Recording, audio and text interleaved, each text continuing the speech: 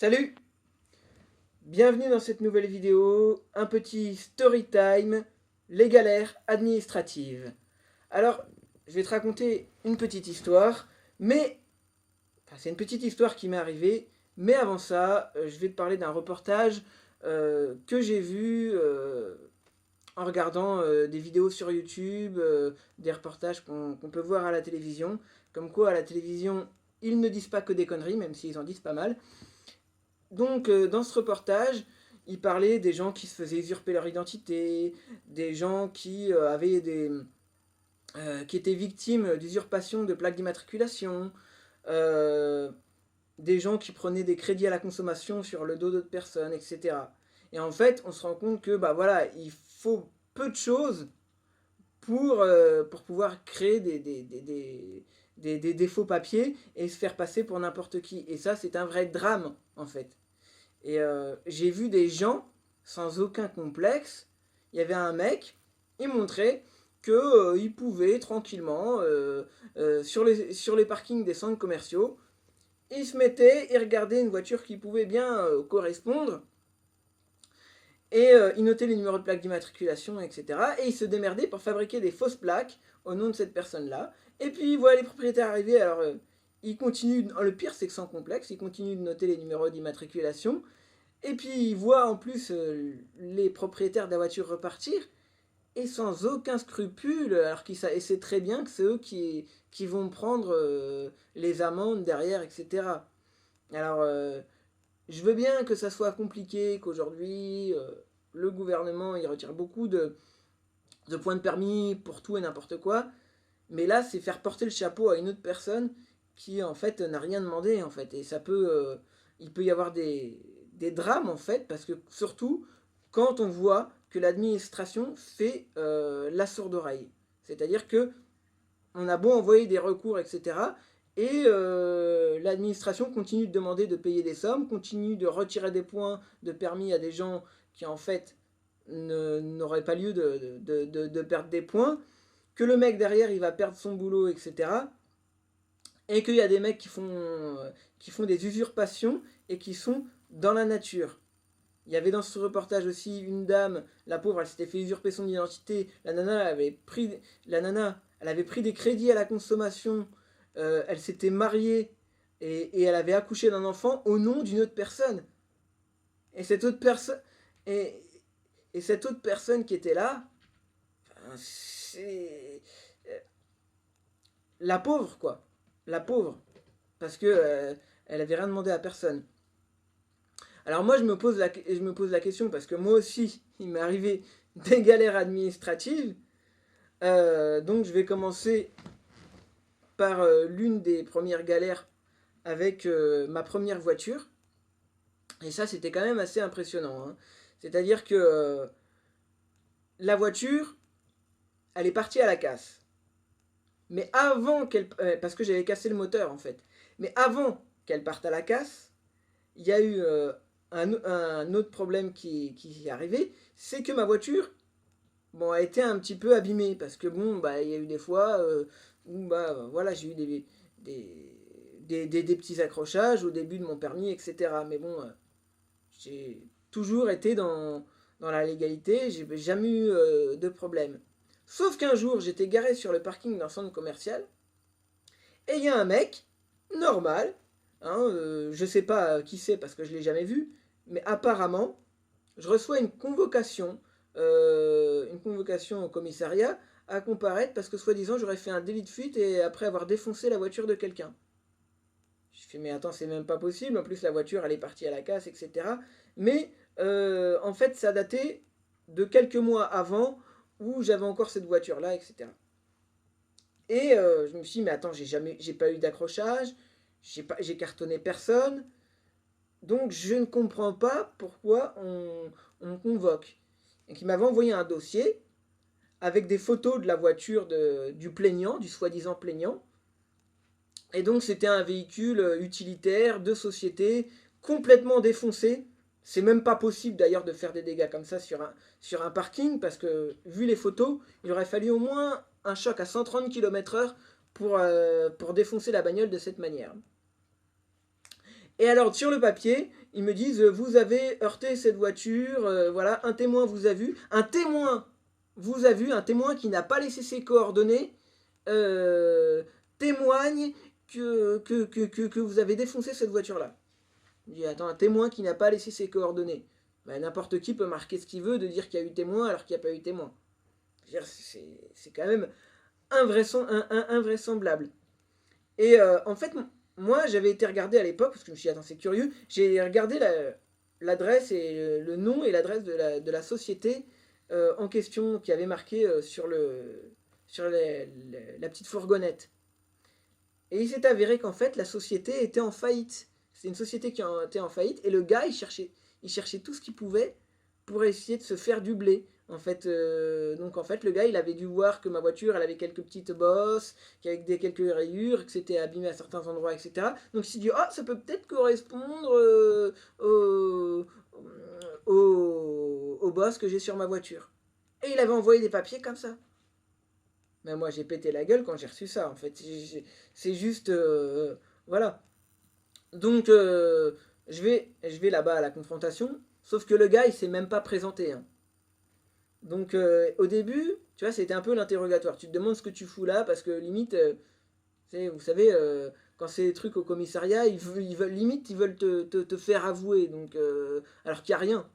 Mais bon, elle a essayé de tenter sa chance, comme si j'allais avouer quelque chose alors que j'avais rien fait. Et donc, je lui dis, mais non, écoutez, c'est pas moi, etc. Elle me montre les photos, elle me fout la pression, elle me dit, oui, vous vous rendez compte des dégâts que vous avez fait, etc., sur la voiture de monsieur Untel. Je dis, mais je sais même pas déjà de quoi vous me parlez. Donc je fais... Non, je lui montre que non, écoutez, madame, moi j'ai rien fait. Puis je lui dis, regardez, hein, moi j'ai été voir sur internet, c'est une société qui est en faillite, le mec il essaye de se faire du blé sur ma gueule, il n'y a pas de raison que moi je paye les pots cassés. En plus de ça, euh, la voiture est partie à la casse. Donc voilà, maintenant la voiture elle n'existe plus. Donc forcément elle est plus assurée. Elle est plus assurée. Bon, à l'époque elle était assurée, mais après, une fois que la voiture est partie à la casse, moi j'ai tout résilié, contrat d'assurance, tout. Donc voilà. Mais j'avais quand même une certaine boule au ventre. Je me suis dit, mais quand même. Bon, et puis finalement, moi je lui ai dit, mais vous voyez bien l'époque qu'il y a. Et je veux dire, même moi qui ne suis pas un expert des accidents de la route, je vois bien qu'il aurait fallu au moins un choc à 100, 110, 120 ou 130 pour défoncer la voiture comme elle est défoncée. Là, on a l'impression que le mec, il a cartonné sur l'autoroute. Donc, je vois pas pourquoi. Puis là, il me met un truc sur un parking comme quoi j'aurais mis la voiture dans cet état-là. Donc, voilà. Et donc, au final, bon... en plus, bon, c'est vrai que la flic, elle a bien vu que le gars, eh ben, il n'était pas... voilà. Il s'était même pas présenté, etc. Donc finalement, elle m'a dit, bon, ça sera certainement classé sans suite. Bon, j'ai eu de la chance. J'ai eu de la chance sur ce coup-là. J'ai beaucoup prié. Parce que je me suis dit, bon, voilà, là je te parle de ça, il y a... ça fait quelques années, quoi. Ça devait dater de 2011 ou 2012, un truc comme ça. Voilà. Donc, quand on voit à quel point ça peut arriver, ça peut aller, moi je me pose la question pour ma carte grise perdue, qui a été perdue par la poste. Ouais, hashtag la poste. Il faut savoir qu'à ce jour, il y a toujours une enquête postale qui est en cours. C'est-à-dire que, voilà, on ne sait pas où elle est, la carte grise. Moi, tout en sachant qu'il est facile d'usurper une identité, parce que déjà ça se voit, hein, même il y a eu plein de gens qui ont été victimes de ça. Ils en parlent beaucoup dans les reportages de télévision. Moi, c'est vrai que ça peut me faire peur, hein, parce que je me dis, si jamais il y a une doublette, la carte grise, vu qu'elle est perdue, on ne sait pas si quelqu'un en a fait une doublette, si à la poste, il n'y a pas quelqu'un je sais pas, si elle s'est retrouvée... Si la carte grise est tombée entre de mauvaises mains, bon, moi j'ai fait quand même le nécessaire, hein. Mais vous savez que, comme il disait dans le reportage là, que j'ai vu hier, le mec, il lui suffit juste d'une carte grise et même parfois juste avec un numéro d'immatriculation, quelques données, etc. Il va chez son garagiste et il demande de fabriquer des plaques d'immatriculation. Moi, c'est ça qui peut me faire peur. Si jamais ma carte grise est tombée dans des mauvaises mains, le mec, il va faire une doublette de mes plaques, et après, il va commettre des infractions, et c'est moi qui risque de prendre dans la figure. C'est ça aussi. Bon, après, j'ai fait tous les papiers nécessaires, hein. Euh, Au commissariat, bon, bah, j'ai expliqué mon cas, mais ils m'ont dit que bah, de toute façon, vu que c'était déclaré perdu par la poste, normalement ça devrait aller. Donc j'ai la déclaration de la poste, j'ai pris contact donc avec le centre qui délivre les cartes grises. Donc voilà, donc non, logiquement, dans la logique des choses, on devrait pas m'emmerder. Mais, comme je sais que parfois, quand il y a des gens qui font des magouilles, je sais que il y a plein de fois où l'administration fait la sourde oreille, etc., parce qu'ils veulent toujours, ils veulent un coupable, donc eh ben, le coupable est forcément le propriétaire du véhicule. Euh, il peut se passer des choses. Enfin, voilà, il peut se passer des choses, et le temps que le truc soit traité, il peut y avoir des drames qui se passent. C'est ça, moi je veux faire cette vidéo pour sensibiliser aussi là-dessus. Enfin, de toute façon, en tout cas, sur moi, si jamais ils me faisaient ça sur moi, bon, je dis, ils sont tombés sur le mauvais cheval, hein, parce que, voilà, puisque moi, je fais des vidéos sur YouTube, et que ça remonterait très vite, hein. Euh, donc voilà, il faut pas se laisser faire, d'autant plus que euh, c'est dingue, hein, qu'on voit que la manière forte, il y a, il y a que comme ça que ça marche malheureusement, parce que quand on voit, il montrait dans le reportage le mec qui s'était fait usurper, euh, non c'était le mec il avait vendu sa voiture, il y avait un mec il avait vendu sa voiture, et le mec il n'avait pas changé la carte grise, et ça c'est une faille administrative, c'est-à-dire que si la personne va pas faire changer la carte grise, tu vends ta voiture, la personne va pas refaire la carte grise, et après, euh, c'est l'ancien propriétaire qui va payer parce que le nouveau propriétaire n'a pas fait les démarches. Alors le mec, il peut commettre des infractions, des trucs hyper graves, et puis c'est le mec qui a vendu sa voiture qui trinque. Alors que le mec, il n'est pas responsable des infractions. Et comme l'administration fait la sourde oreille, bah, je vous laisse imaginer ce que ça peut faire, des dégâts que ça peut causer dans une vie. Le mec il peut perdre son boulot, le mec il peut être accusé de braquage. Et imaginons que la voiture soit utilisée pour un braquage, et ben le mec il va prendre alors que c'est pas lui, alors que lui il y est pour rien. Et, et il a fallu, il montrait dans le reportage, parce qu'il y avait une association qui s'occupe de ça, et il montrait dans le reportage que euh, euh, ils avaient été obligés de créer un embouteillage sur la route, ils avaient essayé de suivre, de retrouver le nouveau propriétaire de la voiture, qui n'avait pas fait les démarches, etc., pour le mettre face à ses responsabilités. En fait, ils l'ont bloqué sur la route, et ils ont créé un espèce de mini embouteillage, ils l'ont coincé, et justement, ils ont été obligés d'appeler les gendarmes, et de mentir un peu aux gendarmes en disant, ben, bien sûr, hein, ils ont été obligés de mentir aux gendarmes pour que les gendarmes se déplacent, parce que parfois enfin, ils vont pas forcément se déplacer. Donc c'est-à-dire qu'ils ont dit voilà, écoutez, il y a un embouteillage, je sais pas ce qui se passe, est-ce que vous pouvez vous déplacer, etc. Ah là, les gendarmes, ils se sont déplacés. Après, puis ils se sont rendus compte qu'en fait que non, ils ont dit non, non, nous on a dit que euh, vous vous êtes déplacé, on va vous faire déplacer parce que voilà, il y a ce monsieur, il n'a pas changé la carte grise, il roule sans permis, et en plus et en plus de ça, bah voilà, c'est nous qui trinquons pour ces infractions. Donc nous, on ne veut pas payer pour ces infractions. Et il a fallu en arriver là pour qu'à un moment donné, ça fasse avancer un peu la justice. Voilà, sur certains points. Tout comme cette dame qui montrait dans le reportage, euh, qui, elle, s'était fait usurper carrément de l'argent à cause d'une escroquerie, lui avait subtilisé ses numéros de carte bleue, etc.